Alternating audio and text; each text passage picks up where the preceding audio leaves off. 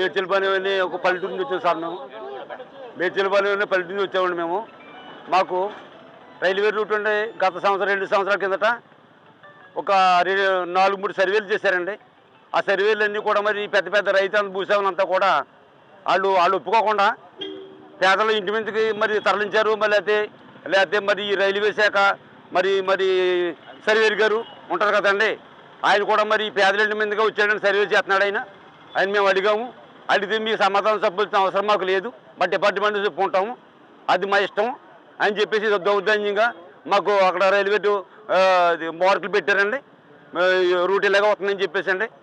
దానికి మరి కలెక్టర్ గారు మాకు న్యాయం చేకూర్చాలని మీ వీడియో వరకు కూడా మాకు ఆయన న్యాయం చేకూర్చాలని నా కొద్ది మాటలు ఇక్కడతోటి విరమించుకుంటున్నానండి. మేడ్చల్పాలెం గ్రామ పంచాయతీ వార్డు మెంబర్ని. మేడ్చల్పాలెం అనే గ్రామం అతి చిన్న గ్రామం, కానీ చాలా తక్కువ మంది ఉన్న చిన్న గ్రామం. ఈ రైల్వే లైన్ కనుక పడితే మేడ్చల్పాలెం గ్రామం 2 ముక్కలు అవుతుంది.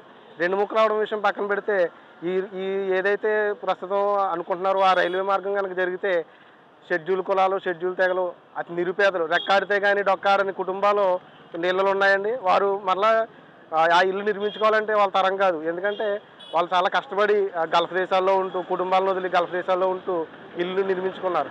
గతంలో చాలా ఏళ్ళ వరకు అవి పూరిల్లు. ఈ మధ్యలో గత 2-3 సంవత్సరాల నుంచే వాళ్ళు చిన్న చిన్న బిల్డింగ్లు కట్టుకున్నారు. 2 లేదా 3 సెంట్ల స్థలంలో ఇల్లు కట్టుకున్నారు. అటువంటి ఇల్లును కూల్చి వాళ్ళ బతుకులను నాశనం చేయొద్దని పంచాయతీ తరఫున కలెక్టర్ గారికి విన్నవించడం జరిగింది. ఆయన కూడా సముఖంగా స్పందించారు. వారికి మా ధన్యవాదాలు తెలియజేసుకుంటున్నాం. శాంతినగర డ్రాపాక నాగరత్నం.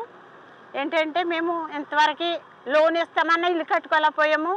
అయితే ఇప్పుడు స్లాబ్ వేస్తాము, స్లాబ్ వేసి సెంటరింగ్ కాడ తీసుకోలేదు.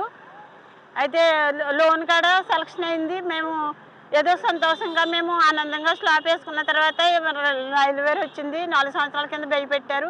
మళ్ళీ ఇప్పుడు వచ్చేమో ఇవన్నీ అమర్చుకున్నాక మరి లోను అన్ని కూడా తీసుకున్నాక స్లాబ్ వేసుకున్నాక మాకు చాలా భయపెడుతున్నారు.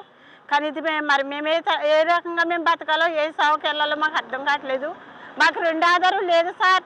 మరి మీరు అధికారులు అందరూ కలిసి మమ్మల్ని అన్న సహకరించారో లేదు మాకు తెలియదు. కానీ గుడిమలంక అయితే గేదెల చెరువు, చేపల చెరువు, మరి పీసుపేట కాడ నుంచి కాడ అనుకూలంగా ఉన్నది. ఇవన్నీ సార్లు వదిలేశారు. ఇళ్ళ మయ్యంగా వచ్చారు. మై పూరి గుడిసెల కాడ చాలా ఉన్నాము.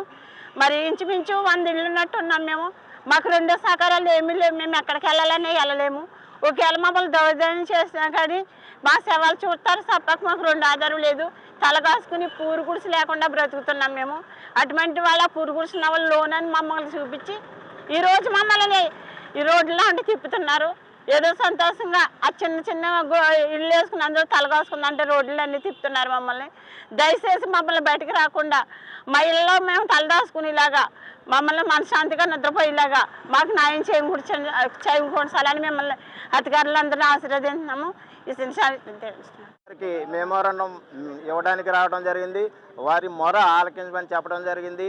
గతంలో బాలయ్య గారి పుణ్యమని చెప్పేసి కోటిపల్లి నర్సాపురం రైల్వే లైను మరి శాంక్షన్ అయింది. దానిలో భాగంగా రైల్వే లైన్ వేస్తున్నారు. మేము రైల్వే లైన్ వేయటానికి వ్యతిరేకం కాదు, కానీ కొన్ని వందల పేదల ఇళ్ళ మీద నుంచి ఈ రైల్వే లైన్ వేయటం జరుగుతుంది. గతంలో వేసినటువంటి అలైన్మెంట్ వలన ఏ విధమైనటువంటి నష్టం లేదు. అది కేవలం భూములు గుండా పోతుంది. కానీ ఇప్పుడు కొత్తగా సర్వే చేయటం వలన మరి సుమారు అనేక వందల మంది ఇళ్ళ మీద నుంచి ఈ రైల్వే లైను పోతూ ఉంది. వీళ్ళు ఎంతో కష్టపడి చెమటూర్చి కట్టుకున్నటువంటి ఇళ్ళు చాలా ఇప్పటికే పూరిళ్ళు కూడా ఉన్నాయి. మరి గతంలో మేము చేసిన ఆందోళన వల్ల అలైన్మెంట్ తప్పించడం జరిగింది. దాంతో మళ్ళీ చాలామంది కొత్త ఇళ్ళు కూడా అక్కడ కట్టుకున్నారు. మరి అయినప్పటికి కూడా కొంతమంది అక్కడ పెత్తందారుల భూములు పోతున్నాయని మరి ఇన్ఫ్లుయెన్స్ ఉపయోగించి అధికారుల్ని తప్పుదారి పట్టించి ఈ అలైన్మెంట్ని మార్చడానికి ప్రయత్నాలు చేస్తూ ఉన్నారు. అది కరెక్ట్ కాదు. మరి వాళ్ళ భూములు సొంతం కూడా కాదు, కొన్ని దేవస్థాన భూముల నుంచి కూడా ఈ రైల్వే లైను వేయవచ్చు. మరి ఆ రకంగా పేదల యొక్క ఇళ్ళ మించి కాకుండా మరి ఖాళీగా ఉన్నటువంటి భూముల మించి వేయాలని చెప్పేసి మేము భారత కమ్యూనిస్ట్ పార్టీ తరఫున పేద ప్రజల తరఫున ప్రభుత్వ అధికారులకి విజ్ఞప్తి చేస్తున్నాం. అందరికీ నమస్కారము. నా పేరు విశాలక్ష్మి అండి. మాది మేడ్చల్పాలెం మల్కిపురం మండలం నుంచి వచ్చామండి. కలెక్టర్ ఆఫీస్ దగ్గరికి వచ్చామండి. రైల్వే లైను మా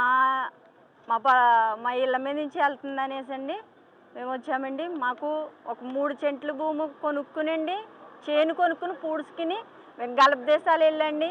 ఒకరికొకరు సంబంధం లేకోకుండా గల్ఫ్ దేశం వెళ్ళి కష్టపడి ఆ చేను పూడ్చుకుని కట్టుకున్నామండి. ఇప్పుడు మా ఇళ్ళ మీద నుంచి రైల్వే వేస్తానంటున్నారండి.